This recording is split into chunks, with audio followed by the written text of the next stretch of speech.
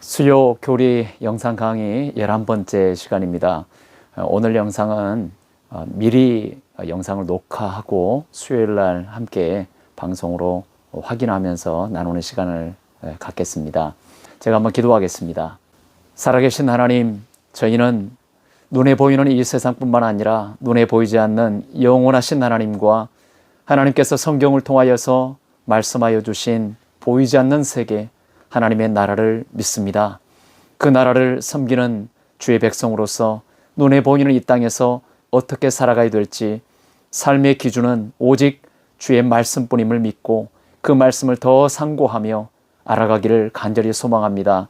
이 수요 영상 교리 시간을 통하여서 성경을 요약한 대유리 문답을 함께 나눌 때 우리 마음에 하나님이 누구시고 어떤 분이시며 어떤 일을 행하고 계시는지 피조물인 인간으로서 그 하나님을 어떤 믿음으로 섬겨야 될지 오늘 배우는 시간을 통하여서 더 잘 깨달아 알아가는 저희 모두가 되도록 은총 내려 주시옵소서.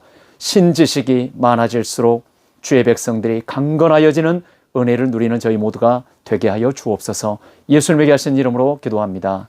아멘. 지난주에 말씀드린 것처럼 오늘은 지난주 하나님의 작정 교리에 대해서 보충 부연 설명하는 시간을 갖도록 하겠습니다. 하나님의 작정 교리가 얼마나 큰 주제인지 그것을 짧은 시간 안에 다 담을 수가 없어서 앞으로도 더 나누게 되겠지만 지난주 큰 하나님의 작정이 무엇인지에 대한 개요에 대해서 말씀드렸다면 지난주에 갖게 된 의문점이 있었죠. 그 부분에 대해서 오늘 좀 더 보충하고 부연하는 시간을 갖도록 하겠습니다.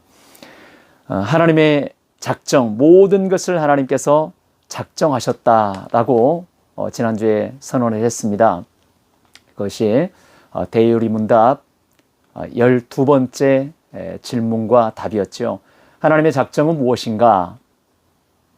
하나님의 작정은 그분의 뜻에서 나오는 지혜롭고 자유로우시며 거룩한 행위이다. 하나님께서는 당신의 영광을 위하여 시간세계, 이 피조세계에 일어날 모든 것을 특히 천사들과 사람들에 관하여 영원 전부터 당신의 뜻대로 미리 정하셨다.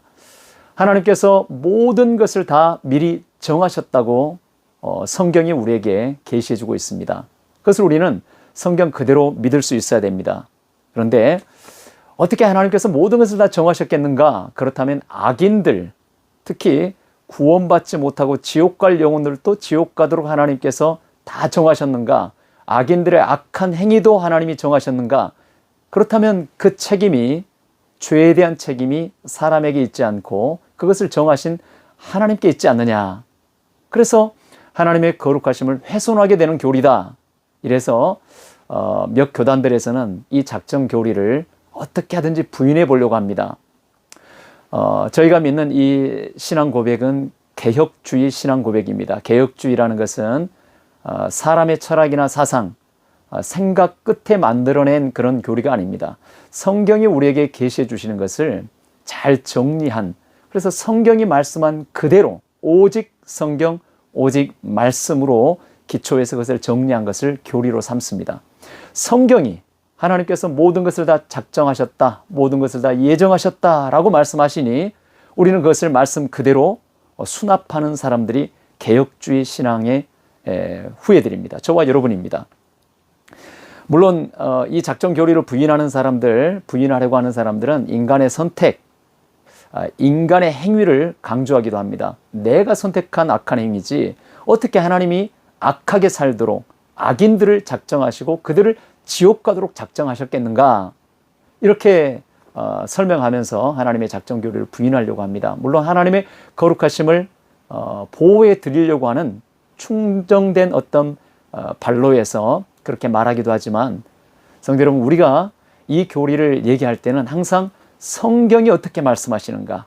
성경 말씀 그대로 믿고 따르면서 그것을 정리하는 것을 교리로 삼는 그런 신앙이 되어야 합니다. 그래서 이 작정 교리는 저희가 믿는 개혁주의 신앙, 칼빈주의라고 얘기하죠. 칼빈, 종교개혁자 칼빈이 이런 개혁주의 신앙을 아주 잘 정리를 하셨기 때문에 그것을 집대성하신 칼빈을 따르는 사람들이다 해서 우리는 칼빈주의자 뭐 이렇게 부르기도 하지만 칼빈이 말해서가 아닙니다. 성경이 그렇게 말씀하고 있기 때문입니다. 이 작정 교리를 부인하는 사람들은 소위 신적인 무지, 영적인 무지를 자신들의 철학이나 사상으로 바꿔보려고 하는 시도를 하는 사람들입니다. 저와 여러분은 사람의 철학, 생각, 어떻게 그런가 하고 인간의 생각으로 정리한 것이 아니고 성경을 정리한 것, 그것을 교리로 삼아야 됩니다. 그렇지 않은 그 어떤 시도도 교만입니다. 하나님의 말씀을 부인하는 교만에 이르게 된다는 것, 저와 여러분이 기억하실 수 있기 바랍니다.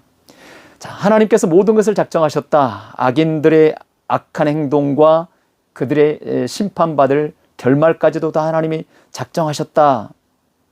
그러고 보면 세상에 일어나는 모든 일들이 우연 같지만 우연이란, 운명이란 없다. 성경은 분명하게 이렇게 말씀하고 있는데 우리 성경을 한번 잘 살펴보도록 해야 되겠죠. 예, 천사들과 사람에 관한 예정, 이것을 우리는 하나님의 작정을 예정이라고 합니다. 천사와 사람의 구원 여부를 하나님께서 작정하신 것, 그것을 예정이라고 말씀하는데 이것은 다음 시간에 제가 더 살펴보도록 하겠습니다. 오늘은 이 하나님의 작정에 대해서 우리가 갖게 되는 의문점, 정말 그러한가? 이것을 한번 더 보충 설명해 보려고 합니다. 예, 잠언 16장 33절 말씀에서 제비는 사람이 뽑으나 모든 일을 작정하기는 여호와께 있다. 분명히 말씀하고 계시죠. 제비를 사람이 뽑지만 그 일을 작정하신 분은 하나님이신데 요나서에 보면 요나가 이제 하나님의 말씀을 피해서 다시스로 도망하려 할 때 풍랑을 만나죠. 그때 뱃사람들이 말합니다. 이 재앙이 누구 때문에 왔나 보자 하고 제비를 뽑았는데 요나가 뽑히게 됩니다. 그 제비 뽑게 된 그 결과는 하나님께서 작정하셨다는 거죠. 사도행전에서 사도행전 1장에 보면은 가룟 유다가 죽게 된 이후에 가룟 유다를 대신하여서 사도 한 사람을 더 세우게 되는 일이 기록이 되어 있죠. 그때 제비를 뽑습니다. 마띠아가 뽑히게 되는데 바로 그것이 하나님께서 작정하신 사람이라 그렇게 말씀합니다. 열왕기상 22장 28절 또 34절에 보면은 우연 같은 한 사건이 발생합니다. 남유다 여호사밧과 북이스라엘의 악한 아합, 이세벨, 이 두 왕가가 합세해서 길르앗 라못을 치러 갑니다. 그런데 하나님께서 그 전쟁을 기뻐하지 않으셨죠. 그때 아합이 장꾀를 부립니다. 자신이 남유다와 북이스라엘 연합군의 수장이 되지 않고 여호사밧더러 당신이 왕좌에 앉으시오 하고 자신은 병사의 옷으로 갈아입습니다. 왜냐하면 타겟이 되니까요. 그런데 상대 길르앗 라못을 그곳을 지키던 병사들이 우연히 화살을 쏘았는데 그 화살이 아합이 입고 있던 갑옷 솔기, 그러니까 이 가슴을 보호하고 있는데 그 사이에 잠깐 틈이 벌어지게 돼 있는데 그 틈 사이로 화살이 꽂히게 되어서 결국은 죽게 됩니다. 우연히 쏘았다, 우연히 맞췄다, 그렇게 표현하고 있는데 그 일도 하나님께서 작정하신 결과라는 겁니다. 마가복음 14장 30절에서 보면 예수님께서 사도 베드로에게 미리 말씀하셨습니다. 네가 닭이 2번 울기 전에 나를 3번 부인하리라. 절대 그런 일이 일어나지 않을 겁니다 하고 베드로는 부인했지만 결국 예수님께서 미리 말씀하여 주신 것처럼 하나님의 작정대로 베드로는 닭이 2번 울기 전에 예수님을 3번 부인하게 됩니다. 모든 것이 작정되었다는 것이죠. 죄악된 행동까지도 하나님께서 작정하셨음을 성경은 증명하고 있습니다. 예를 들면 창세기 45장 요셉의 형들이 그 동생 요셉을 팔았습니다. 악한 행위죠. 그런데 그렇게 팔게 된 것도 하나님께서 작정하셨다고 요셉이 과거를 회상하면서 하나님의 일을 고백합니다. 당신들이 나를 이곳에 팔았다고 해서 근심하지 마소서, 한탄하지 마소서. 하나님의 생명을 구원하시려고 나를 당신들보다 먼저 보내셨나이다. 당신들은 나를 해하려고 하였으나 하나님은 그것을 선으로 바꾸사 오늘과 같이 많은 백성의 생명을 구원하게 하시려 하셨습니다. 형들은 악한 행위로 나를 해하려고 팔았지만 하나님께서는 그것을 합력해서 도리어 선으로 바꿔주시고 이스라엘 백성들을 구원하게 하셨습니다. 사무엘상 2장에서 보면 엘리의 2 아들이 나옵니다. 홈니와 비느하스, 아주 악한 아들들이고 또 엘리를 이어 사사가 되고 제사장을 감당해야 될 아들들이었지만 그들은 하나님을 경외하지 않는, 하나님을 멸시하는 사람들이었다, 성경은 말합니다. 그때 이렇게 성경이 기록합니다. 엘리가 아들들에게 말하죠. 사람이 사람에게 범죄하면 하나님이 심판하시려니와 만일 사람이 여호와께 범죄하면 누가 그를 위하여 간구하겠느냐 하되 그들이 자기 아버지의 말을 듣지 아니하였으니 이는 여호와께서 그들을 죽이기로 뜻하셨음이더라. 아버지가 경고하는 말을 자식들이 듣지 않았는데 그렇게 된 결과가 바로 하나님께서 듣지 않도록 작정하신 일이었다. 이렇게 성경이 기록합니다. 사도행전 2장 23절에서는 사도 베드로가 말합니다. 그가 하나님께서 정하신 뜻과 미리 아신 대로 내준 바 되었거늘 너희가 법 없는 자들의 손을 빌려 못 박아 죽였으나, 그러니까 이스라엘 유대인들이 법 없는 자들의 손을 빌려서, 즉 로마 군인들의 손을 빌려서 예수님을 십자가에 못 박아 죽이는 가장 극악한 행위를 저질렀지만 그것이 바로 하나님께서 정하신 뜻이었고 미리 아신 대로 내준 바 되었다. 이미 작정하신 일이었다. 너희는 그 악한 행위에 쓰인 자들이었다 라고 사도 베드로도 말씀합니다. 자, 이렇게 말하니까 그러면 악인들의 그 죄에 대한 책임, 죄책, 형벌, 심판이 공의롭지 못합니다 라고 하나님 앞에 우리가 질문할 수 있죠. 그래서 우리가 두 가지 오류를 경계해야 된다고 지난주에 말씀드렸습니다. 하나님의 작정은 하나님을 죄의 조성자로 만들지 않습니다. 죄에 대해서 하나님이 책임져야 되시는 분으로 만들지 않습니다. 하나님이 작정하셨으니까 하나님이 다 책임지십시오 하고 할 수 없다는 겁니다. 또 하나님의 작정이 인간 자신이 저지른 죄에 대한 책임을 어떤 방법으로든지 어떤 이유로든지 상쇄하지 않습니다. 그 죄에 대한 책임은 인간 그가 스스로 책임지게 되어 있습니다. 어떻게 그럴 수 있을까요? 성경이 그것을 말씀하고 있기 때문입니다. 하나님의 작정과 인간의 책임을 분명하게 성경이 가르치고 있습니다. 두 가지가 얼른 생각하면 조화되지 않는 것 같죠. 자, 그 사례로 볼 때 구약의 가장 대표적인 사례가 바로 화면에 있는 것처럼 바로 왕, 애굽의 바로 왕과 애굽 백성들에 대한 기록입니다. 출애굽기 4장 21절, 또 출애굽기 8장, 또 9장, 10장, 14장 계속해서 여러 번 성경이 이렇게 말씀합니다. 내가 그의 마음을 완악하게 한즉 그가 백성을 보내주지 아니하리니 바로가 숨을 쉴 수 있게 됨을 보았을 때 그의 마음을 완강하게 하여 그들의 말을 듣지 아니하였으니 여호와께서 말씀하신 것과 같더라. 계속해서 말씀합니다. 그러나 여호와께서 바로의 마음을 완악하게 하셨으므로 그들의 말을 듣지 아니하였으니 여호와께서 모세에게 말씀하신과 같더라. 바로가 비와 우박과 우레소리가 그친 것을 보고 다시 범죄하여 마음을 완악하게 하니 그와 그의 신하가 꼭 같더라. 계속해서 여호와께서 바로의 마음을 완악하게 하셨으므로 바로가 마음을 완악하게 하였다라고 기록합니다. 지금 모세와 또 아론을 통해서 하나님께서 말씀을 전하시는데 이 화면처럼 바로의 마음을 완악하게 하는 그 행위, 그 결과, 그건 뭘 의미할까요? 하나님께서 바로 마음을 아주 나쁘게 완악하게 만드셨다는 것을 의미할까요? 그렇지 않습니다.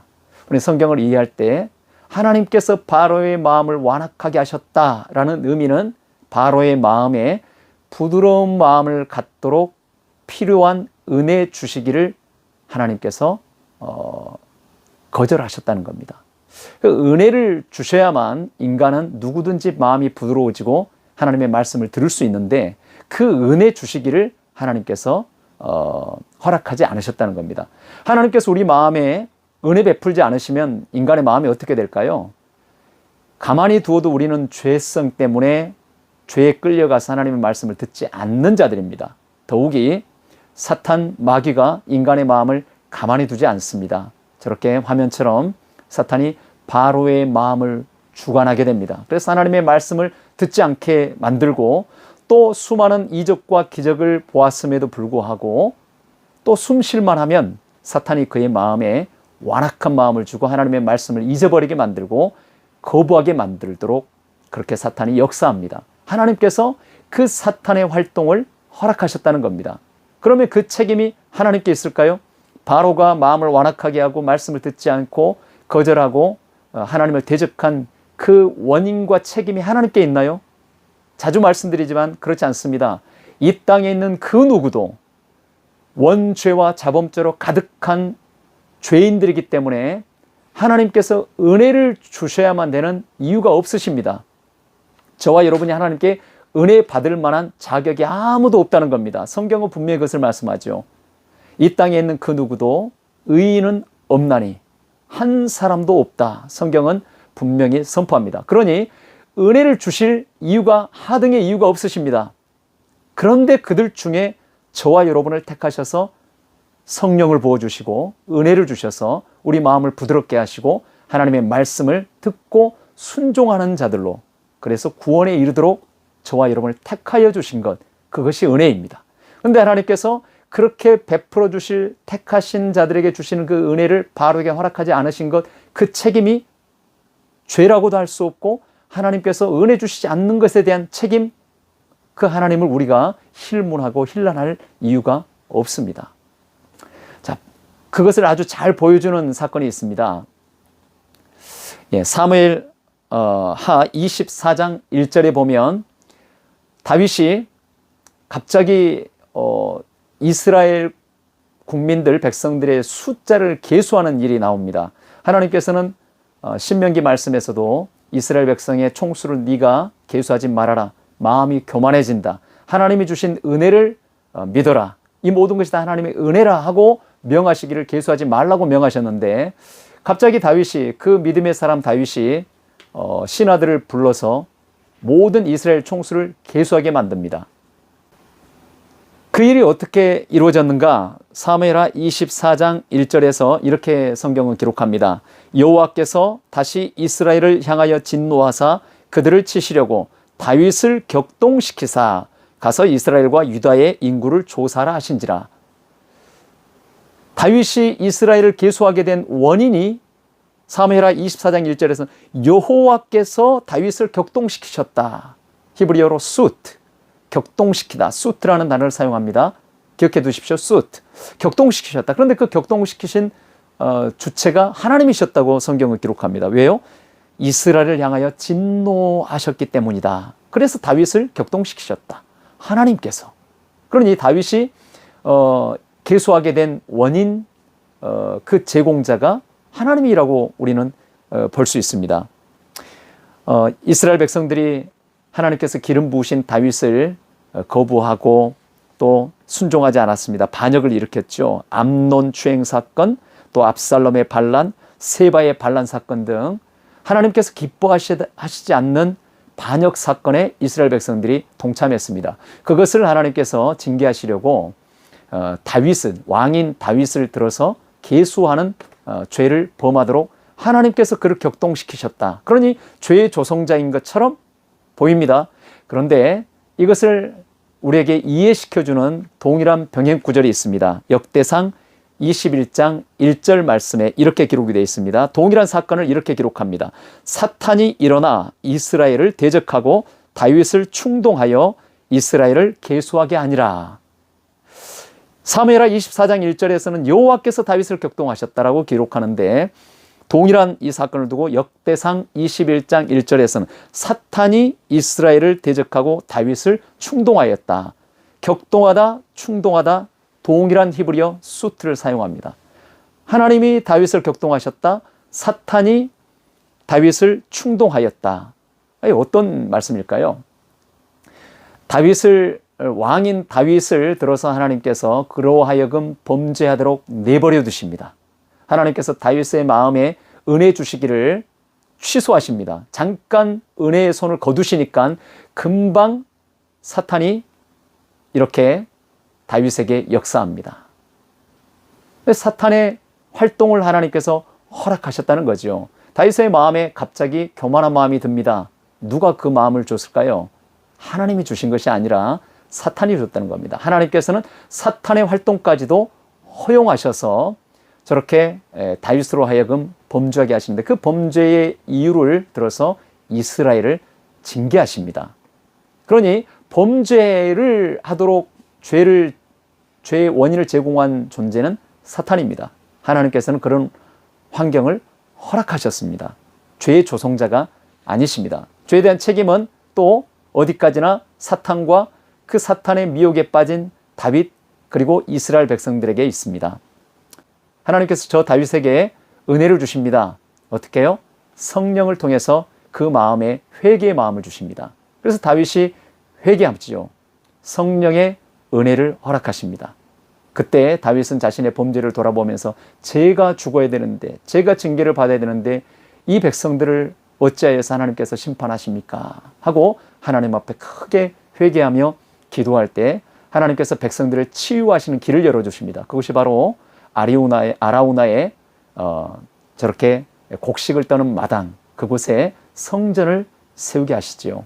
다윗이 값을 주고 저 성전터를 사게 됩니다. 이후에 저곳이 바로 아브라함이 이삭을 바쳤던 모리아산이었고 저곳이 이후에 예루살렘이 되고 저곳에 솔로몬 성전이 세워지게 됩니다.